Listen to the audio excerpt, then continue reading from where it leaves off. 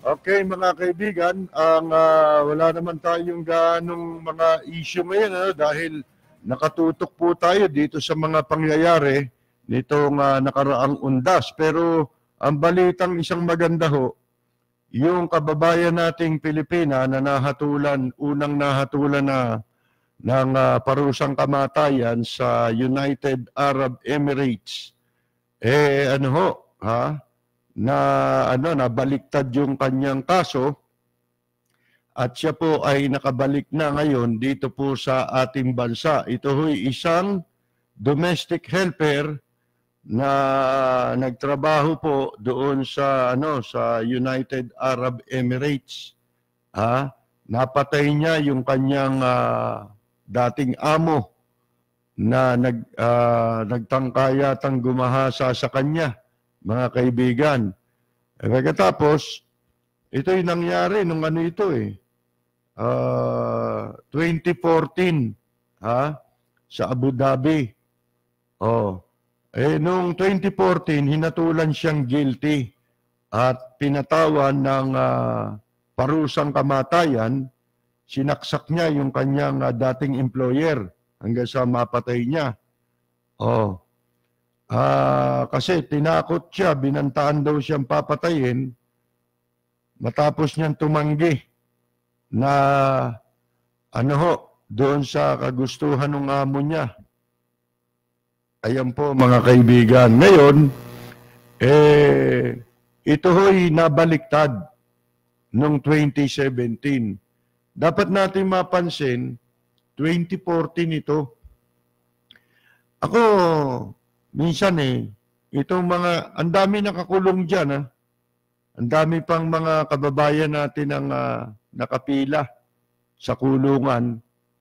At hindi natin alam kung ilan yung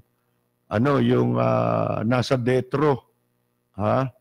Pero, dito, ang bilis nitong mga ilang opisyal dito na nagke-claim ng karangalan dito sa kanila malipat yung kabayanihan. Kung matatandaan ninyo mga kaibigan nangyari ito 2014. Ibig ko lang sabihin, ang totoo niyan, siguro itong taong ito ay talagang pinagtanggol niya yung kanyang sarili. Katunayan, alam niyo ba kung ba't siya na-acquit? Ayon sa balita, ang kanyang acquittal ay base doon sa sa kawalan ng interes nung pamilya na nagreklamo sa kanya. O yung meron tawag doon lack of interest on the part of the complainant o yung biktima, yung pamilya ng biktima, mga kaibigan, na hindi dumadalo doon sa mga pagdinig ng kaso. Yun ang dahilan kung bakit na overturn yung hatol sa kanya, mga kaibigan. Kasi talaga naman napatay niya yung amo niya, di ba? Kaya lang, self-defense yun. Katunayan, hanggang ngayon, nangyayari naman yan, hindi ba? Patuloy, lalo sa Saudi Arabia.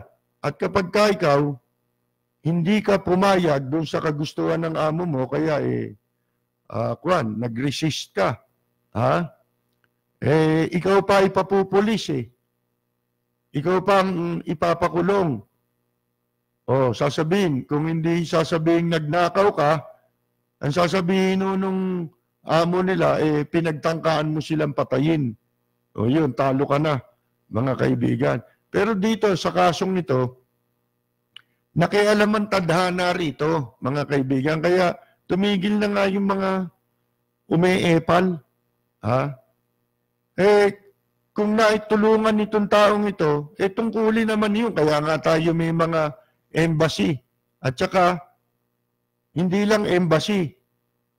Overstaff nga mga embassy natin Kaya ang dami nating pinasusweldo ron mga kaibigan tinignan ko nga yung, yung sa Saudi Arabia lang, kung gaano karami yung staff ng embassy at saka ng mga konsulado natin.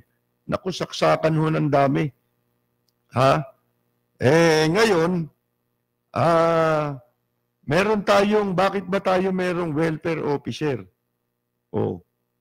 Duplication of function na nga eh. Meron na tayong polo office, yung labor attaché, pagkatapos meron pa tayong welfare officer. Ha? Yung trabaho ng labor attaché, yun din yung trabaho ng ng welfare officer eh. Pangalagaan yung kapakanan ng mga kababayan natin. Overstaff tayo. Yung mga welfare officer natin, accommodation yan eh. Aminin natin at sa hindi. Political accommodation yan eh. Mga kaibigan eh. Ngayon, ang dami nag-aagawa ng karangalan dito. Yung DFA, siyempre, papasok na naman dyan yung Department of Labor. Iisa yan, mga kaibigan. At saka hindi naman na-acquit yan o napawalan sala yan, dahil sa, dahil sa ginawang effort ng gobyerno, yun naman given yun eh.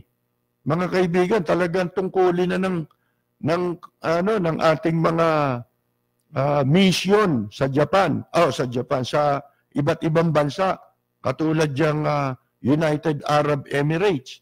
Meron tayong mga mission, yun ang purpose. Tulungan at alalayan yung mga kababayan natin na nagkakaproblema. Kaya walang may dyan, walang may kung tumupad man sila ng tungkulin, trabaho nila yan eh. Huwag na nating masyadong i-sensationalize yung aksyon ng gobyerno kasi yun naman talagang dapat gawin, tungkulin yun. Walang extraordinary doon, mga kaibigan, na ginawa ang ating pamahalaan. Kung ano yung na-extend nilang tulong doon sa OFW na napawalan sala ron at pinabalik na nga rito, mga kaibigan, yun trabaho nila yun, bahagi yun ng kanilang trabaho. Pero huwag natin sasabihin dahil napakarami pang may mga kaso dyan, mga kaibigan. Ano status nun? Hindi ba? Yung ibang mga nakahilera sa bitay at yung mga iba nakakulong. Yun po. Di ba? Nakakaibwisit na minsan, masyado ng overkill eh. Bibigyan na niya ng pera, ganito ganon. Alam nyo, kung tutuusin natin hanggang kailan lang yung pera ang binibigay nila eh. Hindi naman pang matagalan yun, sandali lang yun eh. Di ba? Dapat kasi, ang OWA, meron ng mga, yung konkretong programa. Simula nung itayo yan eh. Simula nung mag-umpisa akong maging OFW, dekada 70 eh. Nung maitayo yan, dekada 80, mga kaibigan. Ano na ba ang konkreto na nagawa ng ating Overseas Workers Welfare Administration? Wala naman eh. Halimbawa, yung katulad na sinasabi natin nung simulat sa pulpa, dapat kung may dapat pagkagastosan ng pera ng OWA, dun sa pagpapatayo ng mga, halimbawa, ospital para sa mga OFW, sariling bangko. Wala eh. Tsaka hanggang ngayon hindi natin nakikita na nagdedeklara ng income, ng collection, itong OWA. Gayong yaan po, trust fund, mga kaibigan. Ipinagkatiwala lang yan sa gobyerno. At ang gobyerno lang ang nag-a-administer nung pondo nila. Mga kaibigan, pero yan, pangalan, dapat OWA, welfare. Dapat gagamitin mo yung pera sa kapakanan lang. Kung puro ganyan tayo, wala namang pangmatagalan na, na benepisyo para hanggang ngayon, hindi natin nakikita yon.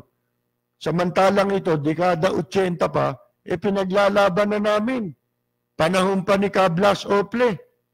Mga kaibigan, ito'y ulitin ko Nung panahon ni Cablas Ople, kinwestiyon namin yung kung saan pinagdadala yung pondo. Isa sa mga questionable na pagdadala ng pondo, yung mga seaman. Alam ba ninyo nung umpisahan niyang OWA, hindi naman kasama yung seaman dyan na kinukolektahan. Kasi ito para sa mga land base. Nung una yan, na itatag yung Overseas Workers Welfare Administration. Alam ba ninyo, pumunta kayo dyan sa Intramuros. Di ba, merong tanggapan dyan ng Department of Labor. Doon sa may bandang unahan yan, meron dong ospital ng mga seaman. Nung panahon na hindi pa covered ng OWA, yung mga seaman, pinautang ng OWA. Kasi ang pinaka-chairman na nakaupo dyan sa board ng OWA, yung Department of Labor Secretary. Nung una nga wala pang ang POEA. Ngayon, pinautang yung mga seaman. Yung purpose ng pag-utang ng mga seaman, para makapagpatayo ng ospital. Yun nga ipatayo nila yung ospital. Ngayon, tanungin ninyo, nasan yung ospital? Yung OWA na nakapagpatayo ba ng ospital para sa mga land base? Katulad nito, ito yung land base ito. Yung umuwi dito, yung mga dinideploy, domestic helper, kung ano-ano. Basta land base.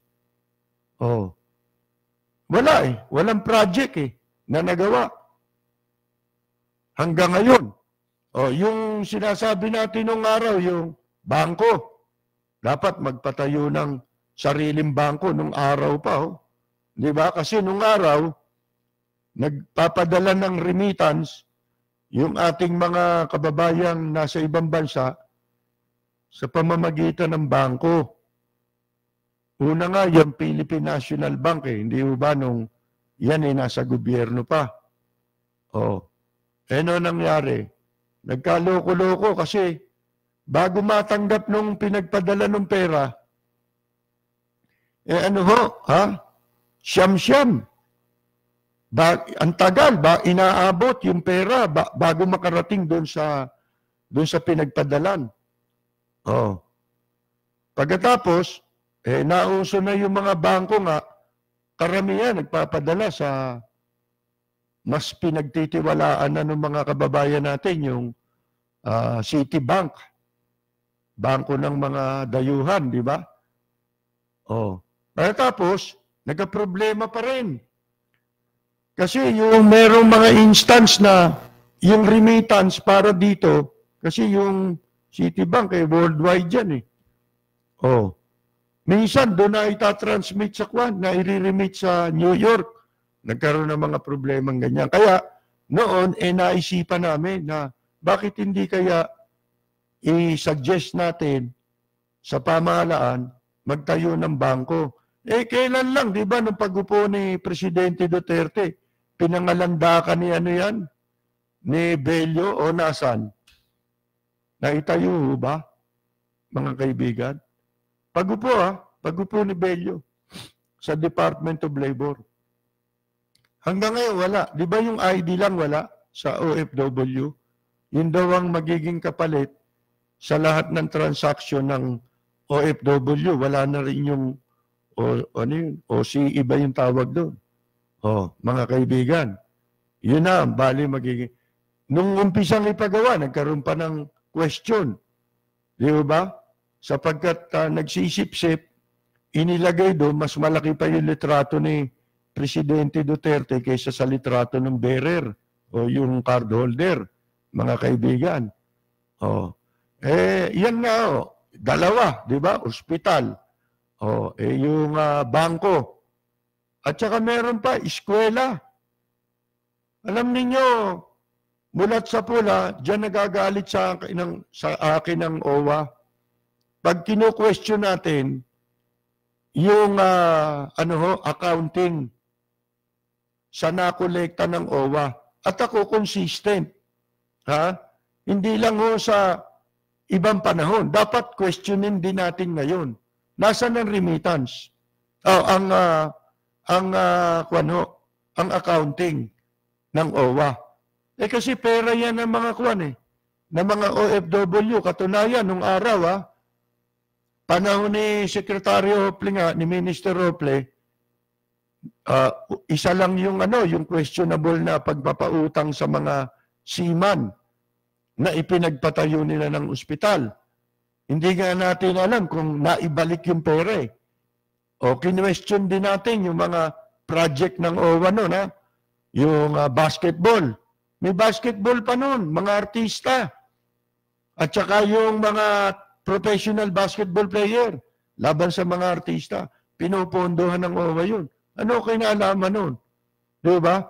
At saka nung buhay yang si Bert Marcelo, nagtamasa yan dun sa Hatid Aksaya. Diba? Ginagastusan din ng OWA yun. Nagko-concert sila ron sa mga bansa na meron tayong mga deployment ng OFW.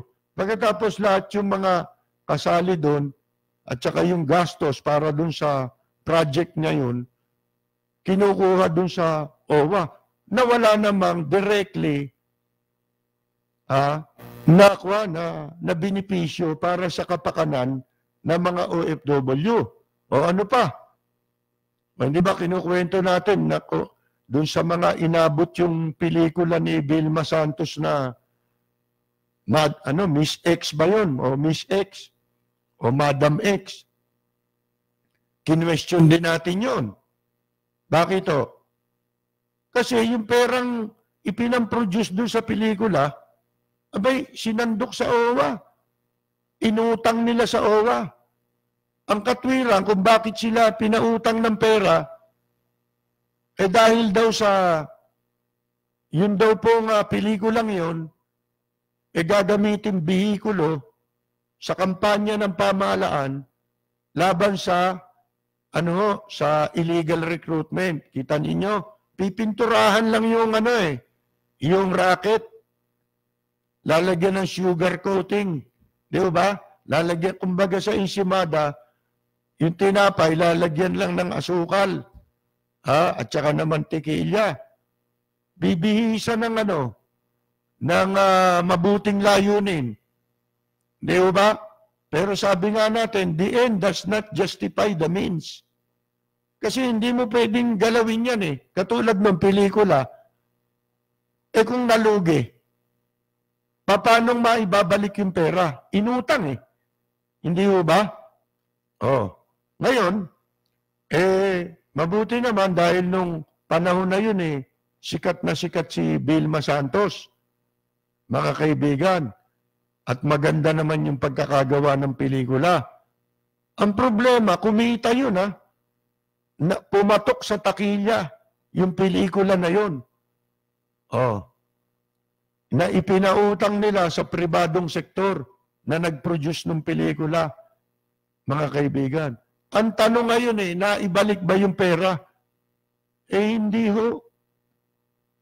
Mga kaibigan, hindi naibalik yung pera na yun. Pati yung kinita ng pelikula, wala. Hindi na naisauli. O ano pa isa?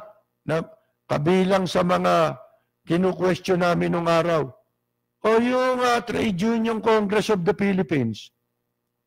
Pinautang din yan ng pera galing sa OWA. Alam ba ninyo yung Trade Union Congress of the Philippines, samahan yan na mga, yung mga manggagawa dito sa atin. Hindi ho overseas organization yun o organisasyon ng mga overseas workers. Yun organisasyon ng mga nagtatrabaho rito, mga manggagawa dito sa bansa natin. Pero yung pinautang ng malaking halaga, ilang milyon yun, mga kaibigan. Kinwestiyon natin yun. Oh, anong dahilan daw na ginamit nila? Justification. Yung kumbaga nga sa tinapay, anong asukal lang inilagay nila ron para bihisan nila ng mabuting layunin. Alam ba ninyo kung ano sabi ng Department of Labor noon? Ministry of Labor pa. Ano yan eh. Kasi kaya namin pinautang yan, kasi dominant labor organization yan. Kahit ba dominant labor organization pa yan, hindi naman nila pera yan ba't mo ipauutang sa kanila? Kung meron kang dapat pagpautangan yan, yung mismong mga OFW, hindi yung mga local labor. Ngayon, ang sabi namin kung talagang yan, basihan para sa pagpapautang. Kung ang basihan sa pagpapautang dyan sa TUCP, nakaupo pa nun sila Herrera. Mga kaibigan, yung naging senador na Pilay. Kung yun ang dahilan, sila'y dominant labor organization para pautangin sila. Tanong namin, ba't di nyo pinautang yung KMU? Dominant din yun hindi ho ba? Dominant organization din ng labor yun. Mga kaibigan, kita na ninyo. Yun, puro mga hindi na ibalik. At nung pag-upo ni Cory, yun ang masama dito sa atin. Di ba galit na galit sila kay Marcos? Galit na galit sila kay Marcos, pero yung mga nangyari na katiwalian, katulad nga nun sa Department of Labor, yung OWA, pinagpatuloy din ng mga walang ya Yun ang hirap sa atin. Babanatan natin yung nagdaang mga administrasyon, babanatan ng susunod na administrasyon, pero yung ginawang masama nun, ipinagpapatuloy. Kaya nung umupo si Cory, unang itinalaga dyan sa OWA, yung walang yang si Pepe Sarmiento, na dating komunista, mga kaibigan. Kumukomunista yung animal. Nung puro kawatista Alam nyo ginawa.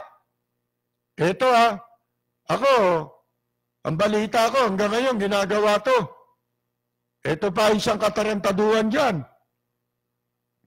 Yung pera, isinasali sa stock market. Mga kaibigan, ibinibili ng sapi sa stock market. Sugal yun Hindi ba ninyo natatandaan na si ERAP ganyan ang ginawang anomalya? Mga kaibigan, yung pera ng GSIS, ng mga empleyado ng gobyerno, at saka yung pera ng mga miyembro ng SS, kung sinandok ni ERAP. Di ba? Nag-inside trading sila. Yung mga crony ni ERAP ang nagtayo nung yan, sila Gatchal yan. At saka yung nagtatago hanggang ngayon si Dante Etan. Nawala na yun. Yung BW Resources, di ba sa kanila yun, yung mga dami ni ERAP, yung si ERAP din ang nasa likod nun, ang ginawa nila, dyan na-convict si ERAP. Isa yan sa kaso na kung ba't na-convict si ERAP. Mga kaibigan, yung pera ng GSIS, inutusan niya yung presidente ng dalawang government corporation na yon, SS at saka GSIS, na i-release yung 500 million, tigpa 500 million, 1 billion Mga kaibigan Inamin ito nung dalawang presidente, tumistigo yun laban sa kanya. Umamin yun. Mga kaibigan, itinuro si ERAP ang nagutos sa amin. Ibinili ng share ng SAPI doon sa BW Resources, mga kaibigan, na nakasali doon sa sa stock market, bagong kumpanya na itinayo, isinali ron. Oh. Ano ginawa nila? Nagumpisa sa maliit para lumaki yung value, pinabili ni ERAP ng share doon. Ha? Ipinusta ron yung pera ng SS. Pinataas nila. Nung mataas na, pinag-withdraw nila ERAP yung pera. Pinagati-hatian. Mga kaibigan, bumagsak ngayon. O, nasan yung pera? Di talo. Tinakbo nila yung pera. Ha? Yan, ginagawa din ng OWA yan. Alam ba ninyo, yung pera ng OWA simulat sa pool, walang accounting yan. Kung talagang matuwid tayo, abay dapat nating yan, ha? I-report sa mga OFW na ganito kalaki ang pera nyo. At saka kung meron tayong dapat na gawing mga proyekto rito, yung proyekto na direktamenting merong mapapakinabang ang mga OFW. O katulad ng mga sinasabi nga natin, dapat may ospital ng mga para sa mga OFW at saka sa mga pamilya nila. Ganon din yung paaralan para sa mga anak ng mga OFW. Ito, patong-patong na nga, duplication pa, di ba? Ito is dapat tayong mga pinagagagawa. Ha? Wala naman. Racket din. O, mga kaibigan. Yung OWA, hanggang ngayon, walang public accounting. Pero ng mga OFW yan Ha? O bakit hindi tayo nagsasagawa ng accounting dyan? Alam ba ninyo kung gaano kalaki yung perang yan? Napakalaki niyan. Kung tutuusin ninyo. Kaya alam kung sino yung administrasyon na nakaupo sa OWA, pinagtatakba nila yung nakaraan o sinundan nilang administrasyon. Tsaka yan Department of Labor. Bakit? Kasi pinagpapatuloy nila napakaraming anomalya dyan. Isa pa sa kinwestiyon namin noon, nagalit pa noon sa amin si si Minister Ople. Kahit gano'n naman si Ople, pagka yung meron kang mga kinwestiyon dyan, sumasagot sila. Kaya lang, hindi nila pinepersonal yung mga tao. Yun ang dyan. Sa ibang mga administrasyon na, wala personalan Pe-personalin ka Siyempre, init ang ulo nila dahil mahirapan silang ipaliwanag. Pero in fairness kay Minister Ople, kahit gano'n, hindi nila pinepersonal yung mga issue. Sa issue lang, kahit magalit sila, doon pa rin sila sa issue. Ngayon, itinayo yung POEA building. Hindi naman itinayo yan Dati na nakatayo yan. Binili nila yung property. Questionable din yun. Alam ba ninyo na yung opisina ngayon ng POEA, yan dating Delta Motors. Natatandaan ninyo. Yan yung Toyota nung araw. Na pag-aari ang may-ari niyan, yung pamilya ng mga Silverio. Sila Dante Silverio, Ricardo Silverio, yan po ang mga may-ari niyan, pamilya niyan. Ngayon, panahon din ito ni dating Pangulong Marcos, akalain nyo, binili nila yung property na yun. Ang pera, kinuha nila sa OWA. Kaya yung OWA, wala na yan Ano na yan hindi na nila kayang ipaliwanag. Tumatakbo na lang yan for purposes ng money making sa gobyerno, mga kaibigan. At pinagsasamantalahan ng mga alam lahat yan, pati mga senador, mga congressman. Pero tahimik sila dyan. Kasi meron silang yung welfare nila ang tinutulungan yan, hindi yung welfare ng ng mga overseas workers natin eh. Katulad si Jinggoy Estrada, hawak ni Jinggoy yung insurance ng mga OFW nung siya senador. Ha? Kasi siya ang chairman dati ng overseas OFW committee, ganun. Oh. At yan, matatandaan ninyo, pinakinabangan din ni Manny Villar sa pagtakbong presidente. Hindi ba? Kaya, ang anomalya dyan hindi lulutasin eh. Mga kaibigan, bakit? Ang daming nakasawsaw.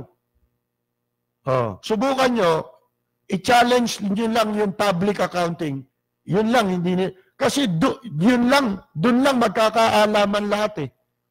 Oh. Ano ang questionable doon sa pagkakabili ng Delta Motors building? Yung pera, kinuha nila sa OWA. Yung OWA, kumbaga trust fund yan eh. Pera ng mga OFW yan, hindi yan bayad. Ha? Hindi yan bayad sa gobyerno. Kung ikaw aalis bilang OFW, meron kang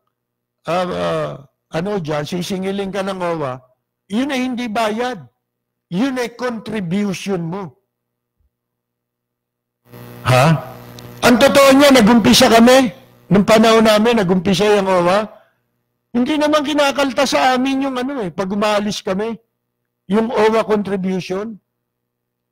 Ang purpose nun, sa principal kukunin eh. Yung principal ang pinagbabayad dun eh, ng kontribusyon. At yun naman iniipon para magamit sa kapakanan ng mga OFW. Kasi yun nga ang purpose, di ba? Pangalan pa lang eh. Sabi nga sa English eh, the name itself implies. Overseas workers welfare. Hindi ba? Ano ba sa Tagalog yung welfare? Di ba kapakanan yun? Mga kaibigan, yung pagtatayo ng POEA building, nung questionin natin yan, nagalit nga sila. Mga kaibigan, bakit? Kasi yung POEA, government agency, di ba? Ahensya ng gobyerno yan. Ngayon, dapat, kung magtatayo ng opisina ang gobyerno, abay dapat sa pondo ng national government nila kukunin yan kung walang pondo yung Department of Labor. Dahil attached sa agency yan ng Department of Labor. Ba't mo kinuha sa pondo ng OWA? Bali ba, may overpricing dun eh. Mga kaibigan sa building na yun eh. Ang daming kumita ron eh. Kilala ko nga yung nag-ahente nun eh. Kaya na-discover namin eh. Mga kaibigan.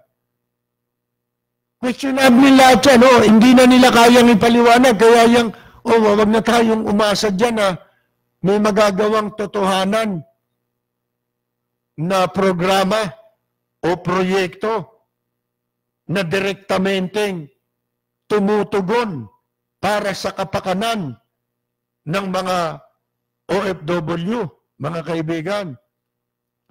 Katunayan nga, sabi ko sa inyo dapat buwag na yung OWA di ba?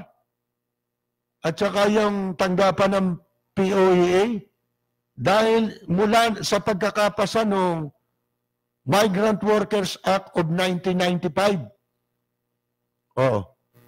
nakasaad dun after 5 years in effect ang batas, pinatutupad ang batas, pagkatapos ng 5 taon, automatic abolition ng dalawang agency, yung OWA at saka yung POEA. Automatic abolish. 1995 naipasa, sa batas yun. Ibig sabihin, dapat year 2000, abolish na yung OWA at saka POEA.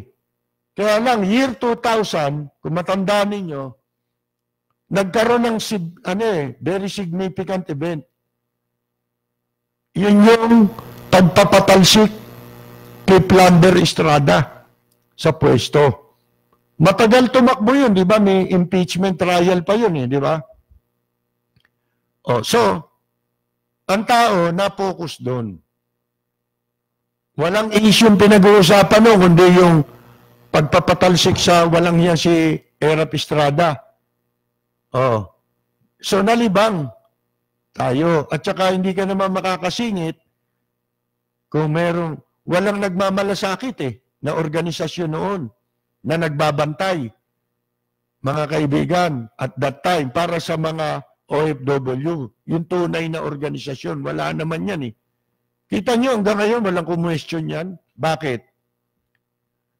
Kasi during that time pala, pumalit na nagkaroon ng gulo, di ba?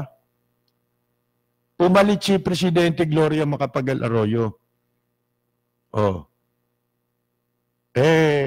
Sikreto, itong mga mambabatas, gumawa ng malaking sabuatan. Yang Kamara at saka yung Senado. Kaya nga kita ninyo, nung pagtakbo ni Villar, todo suporta ang OWA. Bakit? Kasi siya nakaupo na nung amyenda niya, siya ang Senate President. Mga kaibigan, inamyendahan pala yung batas. Lihim, pataksil, patraidor, na nagsabuatan itong mga mambabatas para baguhin yung batas, para hindi matuloy ang abolisyon ng POEA at saka ng OWA. Sabuatan. At nalaman ko, sa tulong ni Atty. Alan Padilla, nag-research siya, sinabi niya, 2 beses inamyendahan yung batas. Nagulat nga siya nung sinabi kong yan nung banggitin ko yung Migrant Workers Act of 1995 kasi walang nakakaalam. Katunayan ito. May isang forum dyan sa Ambassador Hotel. Ang kauupo lang nun ni Presidente Gloria Macapagal Arroyo. Ang naging guest doon itong si Rosalinda Baldos, yung ba pangalan nun? Yung naging OWA yun, pagkatapos naging Department of Labor Secretary din yun di ba? Yung babaeng nalalagas na buhok.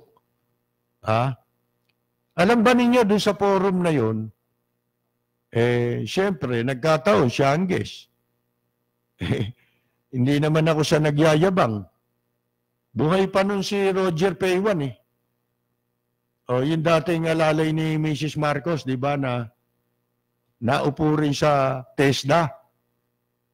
At saka pinakahuli, nung wala ng press secretary, siya nang ginawang panakibutas bago matapos yung administration ni Presidente Gloria Macapagal Arroyo.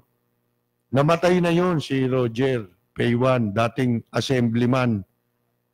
Ngayon, sila yung mga nando doon sa forum na yun.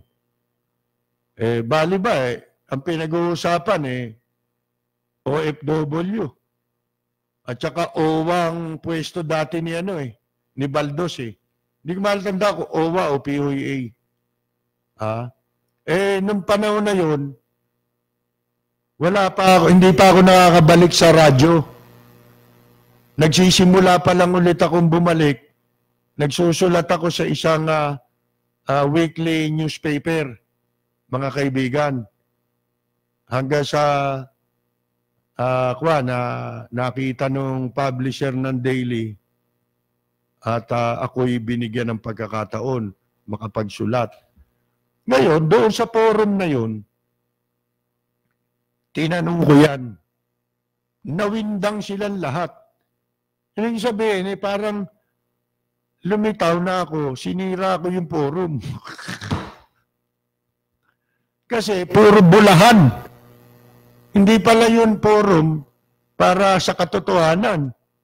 Yung pala'y forum para katayin yung katotohanan. Yung pala'y katayan pala ng katotohanan yun.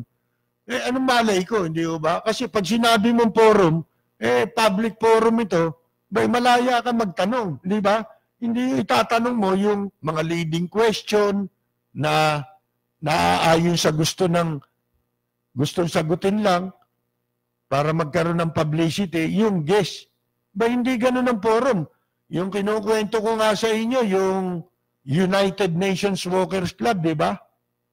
Diyan sa Hilton, na naging guest si FBR, doon ko tinanong yung tungkol sa pagkakatalaga ng mga nasa active service na military na ipinwesto ni dating Senador Miriam Defensor Santiago sa immigration nung siya pa ang commissioner. Yung tinanong ko kay Ramos, doon yun sa Walkers. Alam ba ninyo kung ba't sumikat yung United Nations Walkers Club sa mga forum? Natabunan lahat yung ibang forum. Kasi una, ang mga member doon, mga matataas sa gobyerno, tsaka yung mga nirirespeto, mga kilalang tao, at doon, hindi ho libre. Pag pumunta ka ron, kailangan kung gusto mo makinig, kumain ka. Kasi lunch yun mga kaibigan Ngayon, kung kakain ka naman, kailangan bayaran mo. Hindi pwede rin ng libre. Kaya doon wala yung mga buraot na nagsasamantala sa mga forum, katulad nila Linggoy Alcuaz, pumupunta sa mga forum para makakain ng libre. Tapos, gusto nila sila pa unang magtatanong. Di ba? Ngayon, asan ba ako? Tinanong ko yon kay Baldos. Palibasa, libre yung kapiron, magagalit nga sila. Doon ko lang na-realize nung huli. Tinanong ko lang, masama ba yun na hindi ho ba supposed to be? Kasi 2001 kung di ako nagkakamali 2001 or 2002 Yung forum na yun na nagtanong ako. Tinanong ko, sabi ko, hindi ho ba supposed to be abolish na ang POEA at saka ang OWA batay dun sa Migrant Workers Act of 1995? Natigal-gal Hindi ako sinagot. Tumingin sa mga, tumingin sa kaliwa, tumingin sa kanan, yung si Rosalinda Baldos. Mga kaibigan. Pagkatapos parang gusto kong i-isolate ng mga tao ron In-ostracize ako Bakit? Ano bang klaseng forum yung mga ganon, di ba? Ibig ko sabihin pinakikita ko lang sa inyo na alam ko yung issue. At walang ibang naglalakas ng loob na tanungin yan, mga kaibigan. Pagdating sa yung pondo ng OWA, yung accounting of funds, mga kaibigan, ipaliwanag nyo. Kasi nung araw, sinasabi hindi raw yung subject ng audit. Bakit? Paano natin mapapangalagaan yan? Ngayon, yun nga, inamyendahan pala yung batas kasi tuloy ang pagsasaman para maipagpatuloy yung pangungulekta. So, yung welfare ngayon, ano na lang yun? Pambobola lang yun. Hindi totoo yan, mga kaibigan. Dahil kung totoo yan, papa-account mo yan. Kailangan transparent ang accounting yan. Isipin mo, from 1980s, hanggang ngayon, hindi nagkakaroon ng accounting. Nung panahon ni Cablas Ople, bilyong-bilyon na kung susumahin mo. Ang kwenta niyan, bilyong-bilyon na. Lalo ngayon. Ang masama pa ito, dapat effective yung abolition ng OWA at saka ng POEA as of 2000, year 2000, base doon sa 1995 Migrant Workers Act. Pero, nagpatuloy sila ng pangungulekta habang hindi pa naaamyendahan yung batas. Siguro umabot pa ng 2 taon o more or less 3 years na nangungulekta ang OWA ng contribution. Ganon din ang POEA ng bayad, mga kaibigan. Ay magkano binabayad ng isang OFW na umaalis ng bansa tuwing aalis siya? Siguro, kinuwenta ni Dang noon kulang sa 20,000 ang isang tao Mga kaibigan humigit kumulang 20,000 Ngayon, tinignan naman ni Attorney Alan Pagya, yun daw, yung, ano ba ito, yung website ng POEA. At doon, nakita niya na ang sinasabing bilang ng umaalis na OFW libo-libo Ngayon, para hindi sabi ko, di gawing conservative estimate na lang. Gawin na lang natin 2,000. Mas mababa doon sa website ng POEA mismo na sinasabi nilang bilang ng OFW na umaalis kada araw para magtrabaho sa ibang bansa. Ito yung mga, documented dito yung sinasabing bilang. So gawin natin halimbawa na lang, conservative na lang natin, ilagay na lang natin sa 2,000 ang umaalis na OFW araw-araw doon sa mga taon na dapat abolish na yung OWA at saka yung POEA. 2 taon na lang. Ilagay natin sa 2 taon at 2,000 katao araw-araw. So pag sinabi mong, halimbawa, 10,000 na lang ang binabayad, ang nakukolekta dyan sa mga OFW, bawat isa. 10,000 lang, hindi naman 10,000 lang yan. Ngayon, conservative estimate lang. Gaano kalaking kwarta yung kinolekta nila na supposed to be wala ng legal personality itong OWA at saka yung POEA para mangolekta ng pera.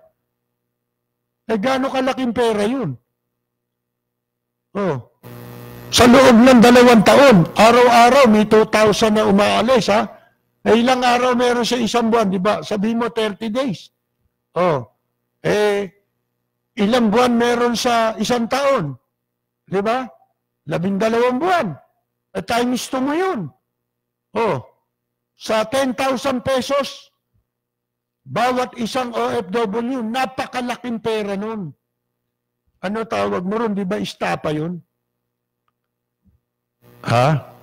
Dapat hindi sila mangolekta dahil wala silang personality. Abolish na sila as far as the law is concerned.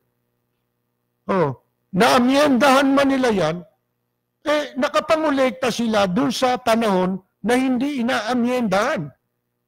Mga kaibigan, kita na ninyo.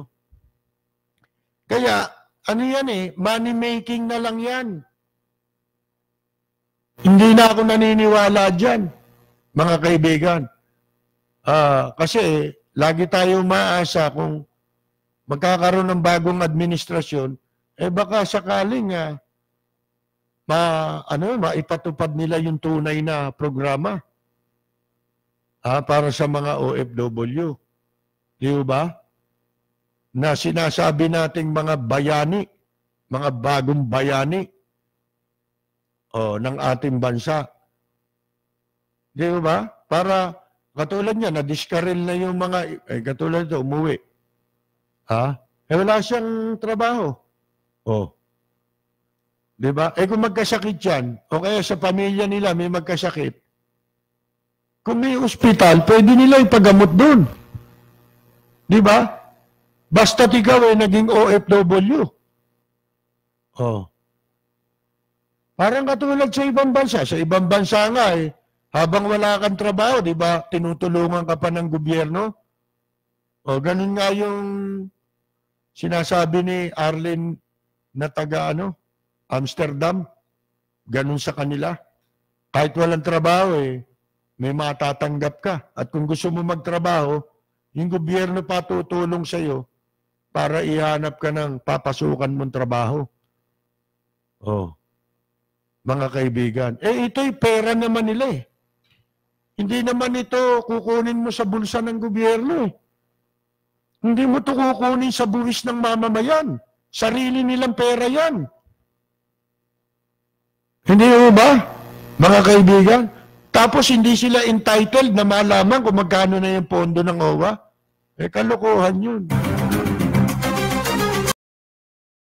Si Presidente Duterte raw po, merong inihahandang listahan ng mga kandidato na kanyang i-endorso para sa Senado sa susunod na midterm election. Para daw, maiwasan na yung mga sangkot sa mga maling gawain, lalo na sa graft and corruption, yan ang yung pinapangako niya, di ba? Ito raw listahan na to, maaring iba doon sa hanay o mga kandidato ng Partido ng Demokratikong Pilipino, Lakas ng Bayan. At nung partido ng kanyang anak na si Mayor Sara Duterte,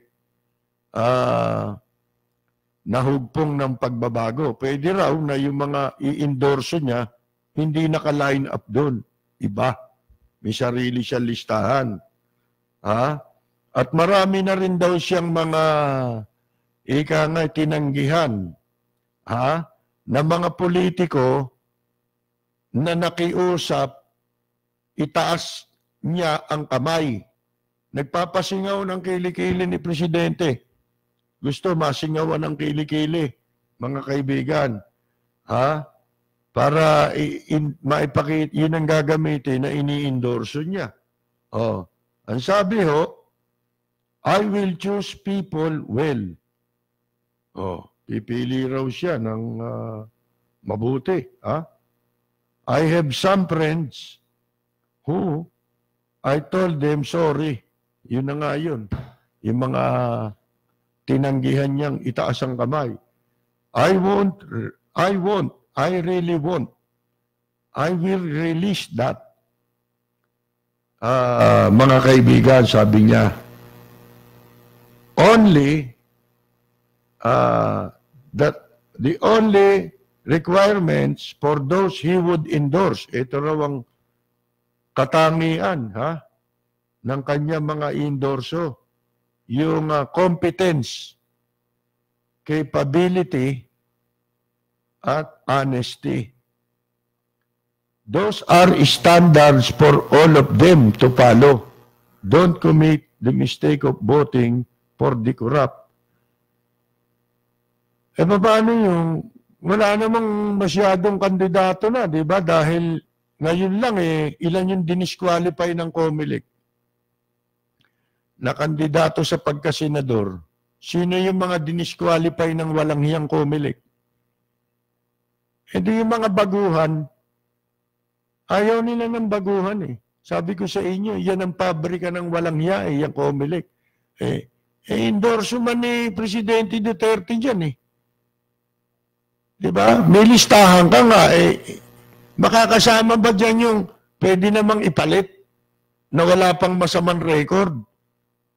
At meron naman mabuting track record na pwedeng pagbasihan, mga disente namang tao. Hindi disenteng magnanakaw, ho.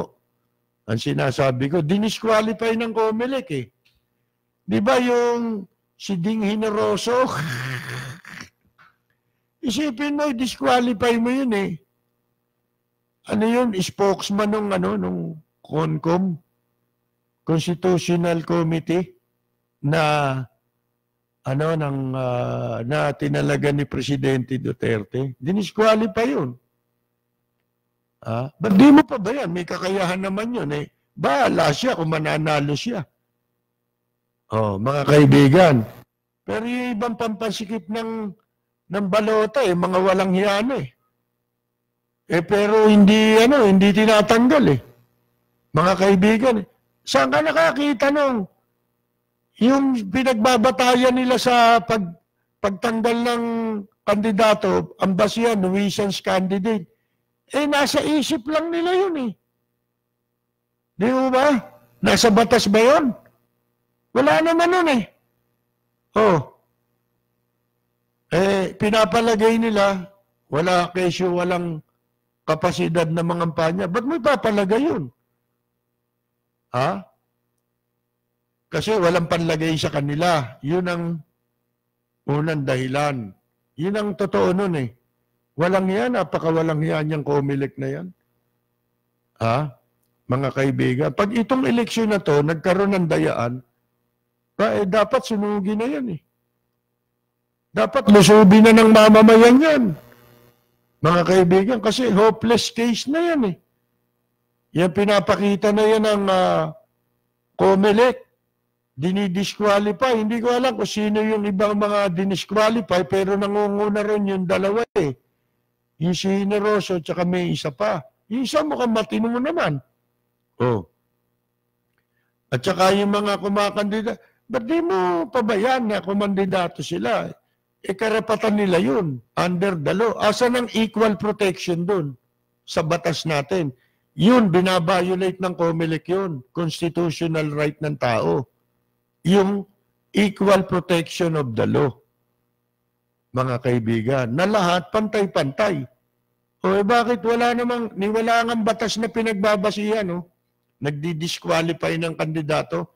Sila nagsasabi kung sino nuisance. Ba't mo sasabihin nuisance yun? Ba't may kasalanan bang nuisance? May krimen ba yun? Kayo yung nuisance, kung tutuusin, kayo nagpapagulo ng halalan eh. Di ba? Yung COMELEC mismo, napakawalang hiyan yan. Kaya, wag na tayong umasa ng matinong resulta ng eleksyon pagka ganito eh. Ang klase ng COMELEC, yan ang namamahala ng eleksyon. Tama yung sinasabi ko, dapat tanggalan ng ng quasi-judicial power, yung sila ang lilitis dun sa mga yung mga reklamo, election-related cases, katulad niyan, yung mga kandidato, dapat hindi sila nakikialam dyan eh. Hanggang sa balota lang sila dapat eh, taga-bilang lang eh. Dapat may isa pang tanggapan kung saan pwedeng dulugan ng mga kaso may kaugnayan sa eleksyon. Halimbawa, kasabwat sila sa katarantaduhan. Yun naman talaga, hindi naman halimbawa, kundi yun talaga nangyayari. Katunayan, yung mga party list, kaya nagkaroon ng mga party list representation, hindi naman kilala, mga organisasyon. At wala namang kinakatawan, pero may party list. May pwesto sa Kongreso, mga kaibigan.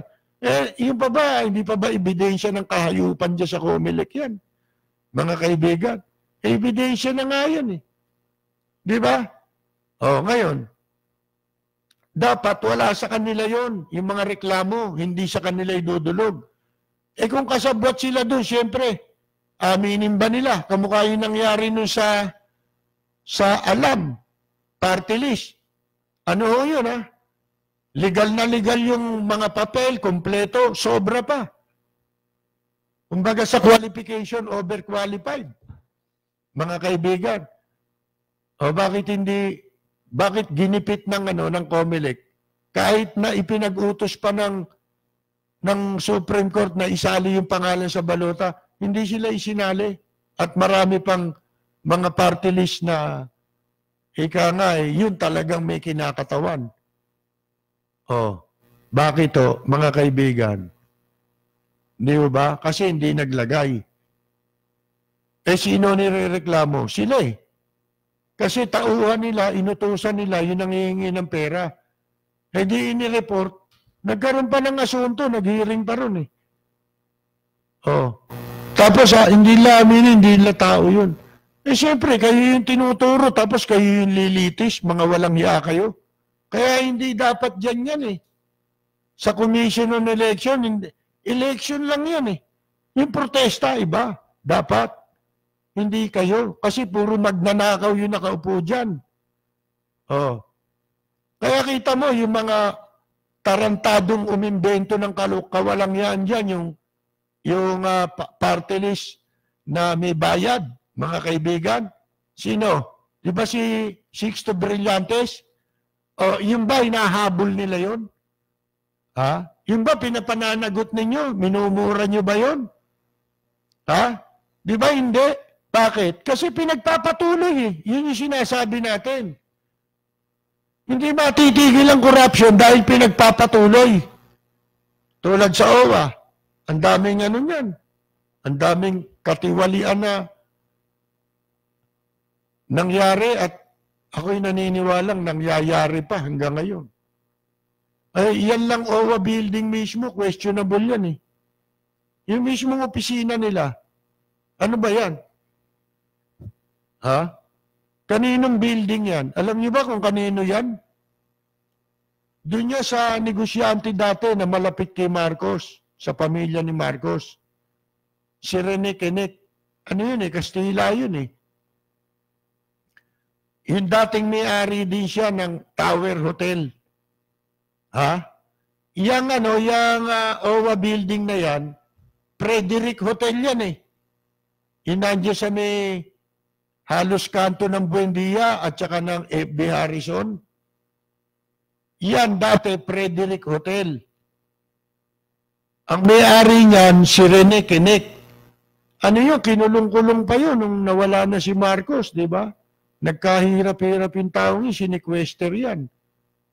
Oh, yung Tower Hotel, sipin ninyo, magkaparehong hotel yan, magkaiba lang ang pangalan. At yan, puntahan ng tao yan dati ng mga mahilig sa disco. Yan yung mga magagandang disco nung araw, Velvet Slum, nandyan eh. Oh, ewan ko, baka maraming inabot nyo yun. Maganda pa yung Velvet Slum. Mga 70s pa yun. Mga 78, gano'n, di ba? Oh, 78, 79, ganyan. Oh, kanino yung building na yan? Bakit nasa OWA yan? Ano yan? Binili ba ng OWA yan? Ano yan? Oh. Yan lang, questionable na yan eh. Mga kaibigan eh. Napakarami. Kita ninyo, hindi sinasabi yung mga katiwalian. Tayo lang nagbabanggit nito eh. Ang dami dyan organisasyon ng mga nagpapanggap na, nagpapakilalang OFW organization. Ewan ko kung hindi nila alam o nagtatanga-tangahan sila. Hindi mo ba? Meron pa ba kayo naririnig na nakikipaglaban talaga para sa kapakanan ng OFW? Wala. Imigrante, komunista yun.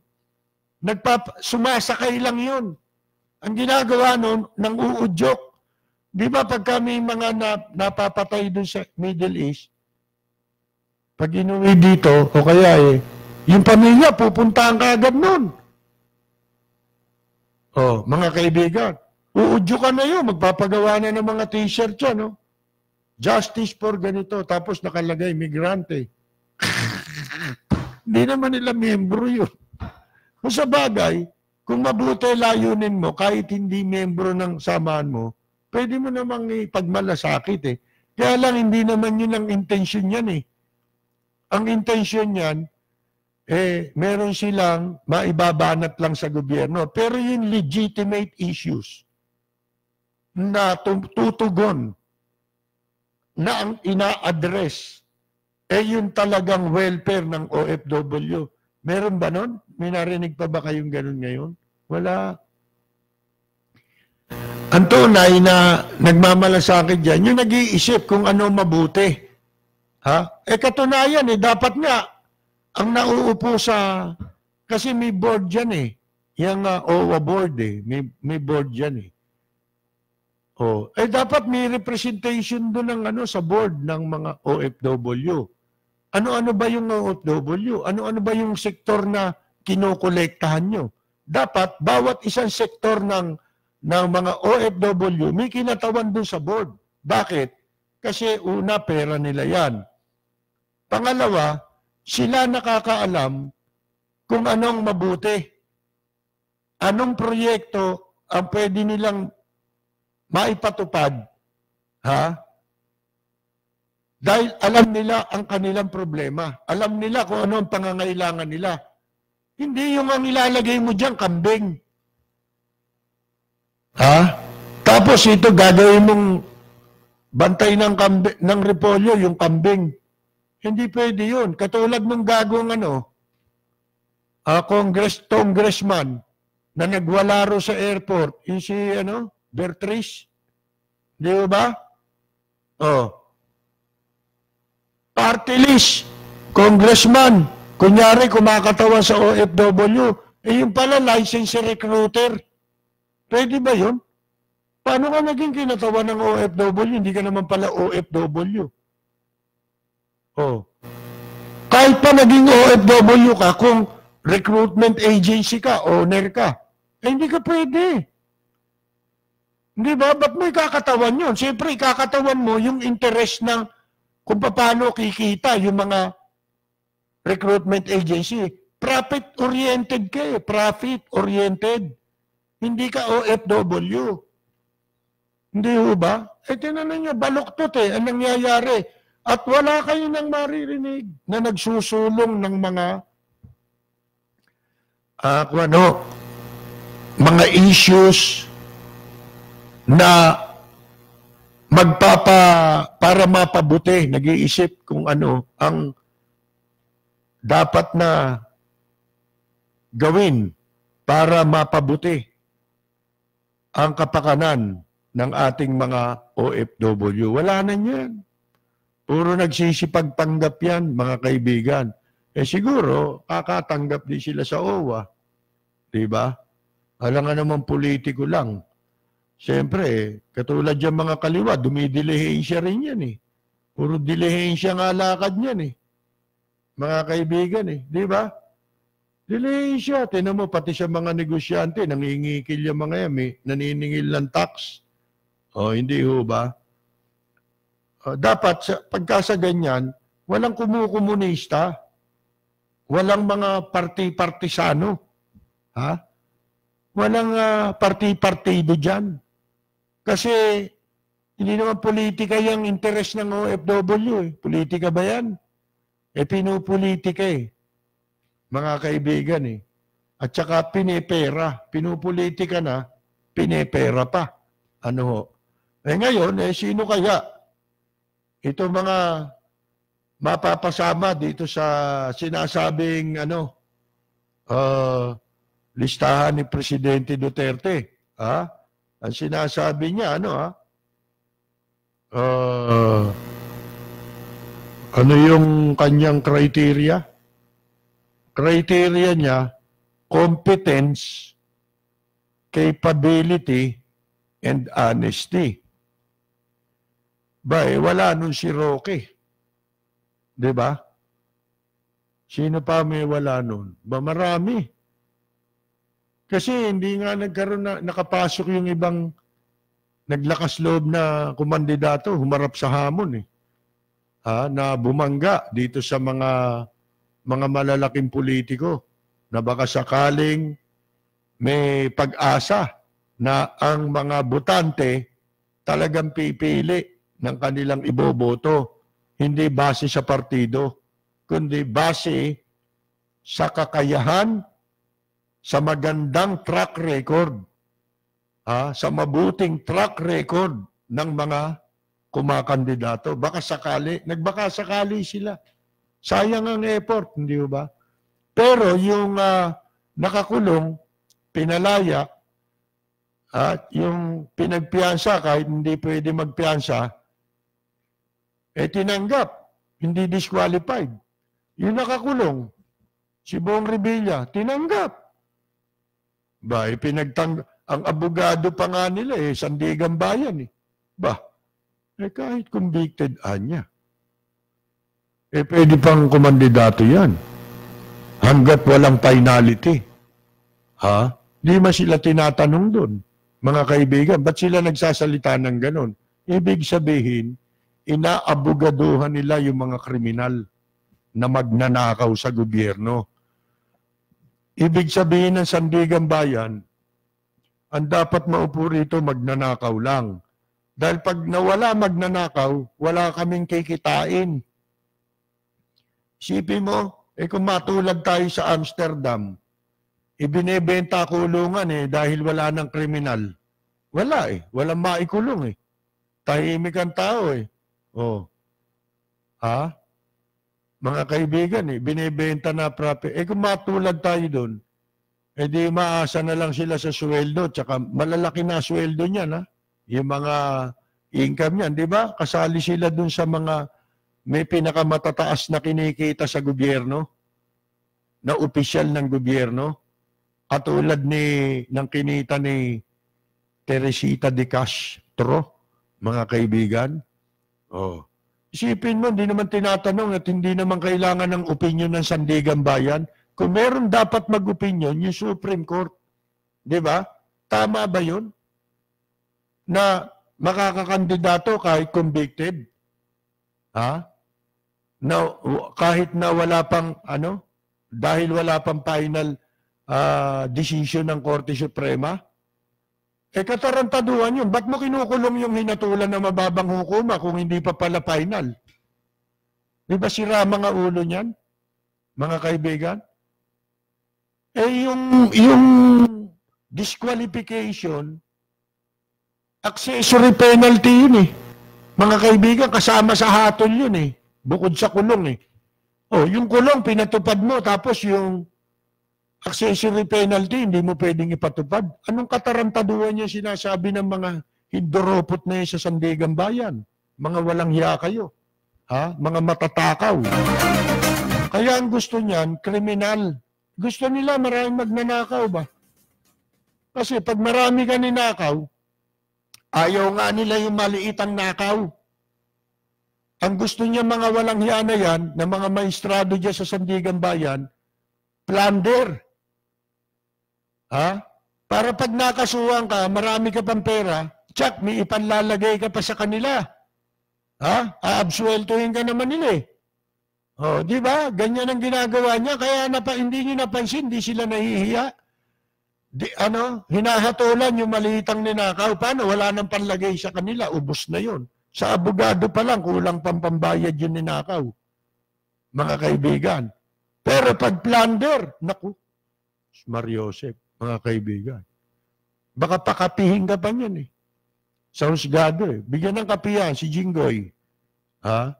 Ba, kumain ka na ba, Bong Revilla? Bago ka pumasok doon sa kuwan. Ha? Sa session hall ng mga maestrado. Isipin mo yan, Ay, sus Mariosep. Anong klaseng bansa ito? Tapos di-disqualify mo yung walang kaso. Baligtad, mga kaibigan. Mga walang kasong kandidato, di-disqualify. Tapos yung kaso, iniisip lang nila yun. Yung ba convicted dun sa sige nga. Yan din ang sabi ng COMELEC hindi pa final, kaya pwede. Sige nga. Yung nuisance. Na-convict ba yan sa pagiging nuisance? Nakasuhan ba yan sa pagiging nuisance? Nagkaroon ba ng ruling? Tapos nagkaroon ba ng final decision ng COMELEC, ang Supreme Court, na sila convicted sa kasong nuisance na wala naman, mga kaibigan? Sige nga, ba't dinisqualify nyo, mga gago? Hindi ba? Tapos ang kaso, pandarambong, pangungurakot, panunulisan sa taong bayan, Aba, pwedeng kumandidato. Ay, sus Maria Josep, anong kahayupan ito? Mundong baliktad. Ako'y natatawa kanina rin sa report. Tapos in-interview yata yung si Ding Hinoroso, yung dinisqualify. Mga kaibigan, alam ko naman, mahirapang manalo yun. Kaya alam, ba't hindi ma-exercise yung karapatan? Asan yung equal protection law o right ng isang tao, ng isang mamamayan? Pangalawa, wala siyang kaso. May kaso ba yan? Yung nuisance, wala naman yun. Wala naman ganong kaso. Invento lang ng COMELEC yun eh. Mga kaibigan eh. Siguro di-disqualify ka dahil kapritsyo lang nila yun. Mga kaibigan. Hindi naman batas yun. Wala naman ganon. Sila lang nagbabawal nun sa salita. Anong basihan mo ron? Wala eh. Tapos yung mga may kaso, pinayagan. Nakakulong pa nga eh. Yung nakumbik na, pinapayagan. Tapos sasabihin, pag hindi pa final, kahit convicted, pwedeng kumandidato. Ba't yung walang kaso? Hindi pwede. Tarantado yung mga hayop na yan, mga kaibigan. Napakawalang yan nyo. Ang kapal ng mukha ninyo.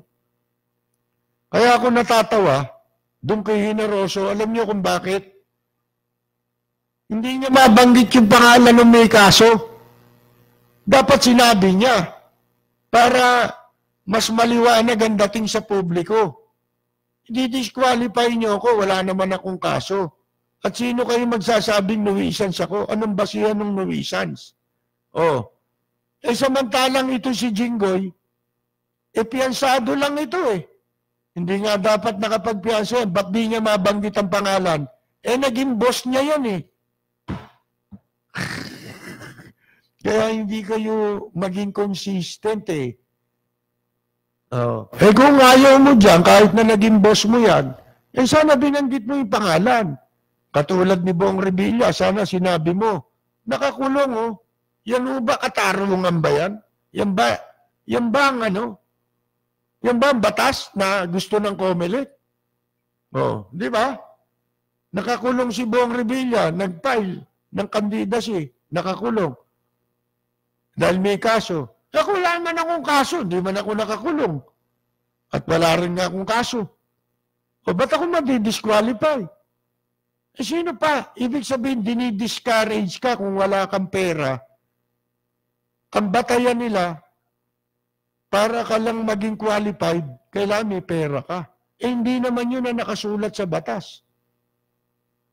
Hanggat umiira lang constitutional right, constitution natin, wala kang karapatan labagin yan. Sila lumalabag sa konstitusyon Ano ba batas diyan? Di ba 3 lang ang requirement sa pagtakbo? Marunong kang bumasa at sumulat, pinanganak kang natural born citizen ka. Mga kaibigan, pagkatapos, nandun ka sa edad, tamang edad ng pwesto na tatakbuhan mo. Yun lang Asan din yung nuwisan? Sige nga. Asan? Sino may sabi nun? Kayo lang may sabi nun pero yung mahigpit na pagpapatupad ng batas para tumino ang bansang ito, wala Talagang demonyo nakaupo sa COMELEC kung titignan ninyo. Mga kaibigan, mga demonyo yan. Wala na wala nang pagkatino. Kaya kahit sabihin pa ni Presidente Duterte, yun ang criteria niya yung mga ganun ang itataas niyang kamay. Para saan yan?